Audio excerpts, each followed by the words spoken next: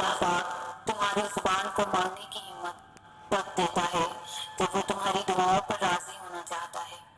تمہارے دل میں بار بار ایک ہی چیز کا خیال آنا اس کی جانب سے اشارہ ہے کہ تم اسے مناؤ۔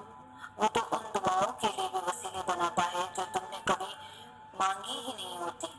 پھر وہ ان دعاؤں کو کیسے ادھورا چھوڑ سکتا ہے جنہیں تم تڑپتے ہوئے اس سے بار بار مانگتے ہو؟ اس دیری سے مت گھبراؤ، بس اتنا یاد رکھو کہ جو کام اللہ کی رضا کے لیے کیا جائے وہ عبادت ہے، پھر چاہے وہ انتظار ہو، یقین ہو، صبر ہو یا دعا ہو۔ ٹوٹے ہوئے دل سے نکلی ہوئی صدا کبھی خالی نہیں جاتی، اور عبادت کا صلہ کبھی رائے گاں نہیں جاتا۔ تو پھر یہ سب جانتے ہوئے بھی تم کیوں اسے مانگتے ہوئے تھک گئے ہو جو تمہیں دیتے ہوئے نہیں تھکتا؟ تمہاری دعائیں ہی تمہارا یقین ہے کہ اللہ ضرور دے گا، اور تم محبت ہے اس کی کہ وہ دے دیتا ہے۔ اب قبولیت کے ذریعے اس کے ایک حکم پر رکے ہیں، اور اس کا حکم صرف تمہاری ایک پکار کا منتظر ہے۔ جو اللہ تمہارے لیے چاہتا ہے کیا تم اس سے بہتر اپنے لیے چاہ سکتے ہو؟ کیا تم وہ جانتے ہو جو اللہ جانتا ہے؟ پھر کیوں مشکل لگتا ہے اس کے فیصلوں کو تسلیم کرنا؟ کیوں نہیں کرتے یقین کہ وہ بہتر لے کر بہترین دے گا؟ ایک وقت لازمی آئے گا جب تم سمجھ جاؤ گے کہ یہ آزمائش کیوں تھی۔ اس کی آزمائشوں کے پیچھے چھپی مصلحتوں پر حیران رہ جاؤ گے۔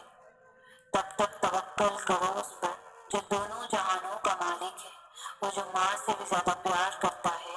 اس نے آزمائش میں ڈالتے ہوئے کچھ تو سوچا ہوگا، اور جان رکھو کہ تمہاری زندگی میں کچھ بھی اللہ پاک کی مرضی کے بغیر نہیں ہوتا۔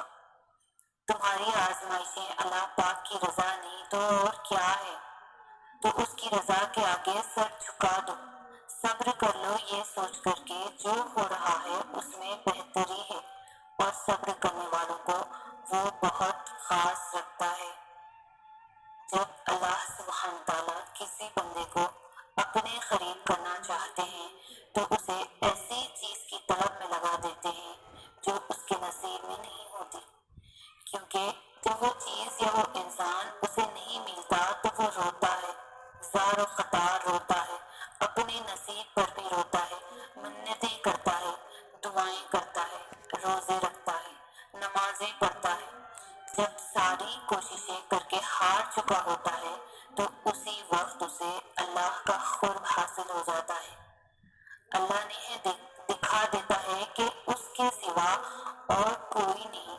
اللہ نے سارے رشتے کی حقیقت عیاں کر دی ہوتی ہے جس سے ہمیں محبت ہوتی ہے، اور اب اس چیز کی طلب بھی باقی نہیں رہتی۔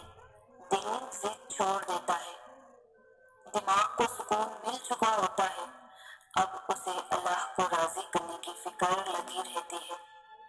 بہت خوش نصیب ہے وہ شخص جسے اللہ کی محبت حاصل ہو جائے۔ محبتیں ساری چھین کر وہ آزما رہا ہے تمہیں، کوئی تمہارا بن نہ سکا تبھی وہ اپنا بنا رہا ہے تمہیں۔ بات سکون پر آ رکی ہے اگر تو تہجد بے وجہ تو نہیں، دل نہ سوئے تو جان لو وہ اپنی جانب بلا رہا ہے تمہیں۔ تمہاری سبھی چاہتیں محتاج ہے اس کے ایک گن کی، بے بسی تمہارے وجود سے لگا کر وہ یہی بتا رہا ہے تمہیں۔ وجوہات مصلحتوں کی تو تمہارے روبرو ہوتی ہے، وہ کیسے خوش رکھ سکتا ہے جو رلا رہا ہے تمہیں۔ وہ فرماتا ہے مجھ سے ملوانے والی تمام راہیں کھلی ہیں تم پر، تم چلنے کو تیار ہی نہیں ہوتے، ورنہ وہ تو راستہ دکھا رہا ہے تمہیں۔ اس کی جانب سے ملاقات کا اشارہ ہے جو تڑپتا خیال رات بھر جگا رہا ہے تمہیں۔ وہ سنتا ہے تمہاری آواز جب تم اسے پکارتے ہو، وہ دیکھتا ہے تمہیں جب تم آسمان کو تکتے ہو، اس انتظار میں کہ ایک دن سب ٹھیک ہو جائے گا، صبر مل جائے گا ان چیزوں پر جو تمہیں دکھ اور تکلیف پہنچاتی ہے، جو ہر لمحہ تمہیں اذیت میں مبتلا رکھتی ہے۔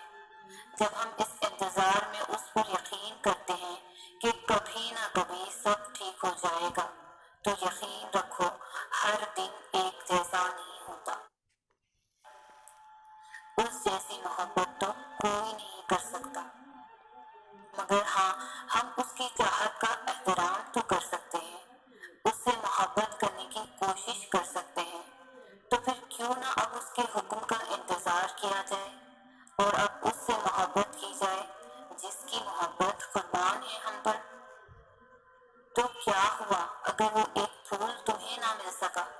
ہو سکتا ہے سارا باغ تمہارا مقدر ہو، اور میرے رب کو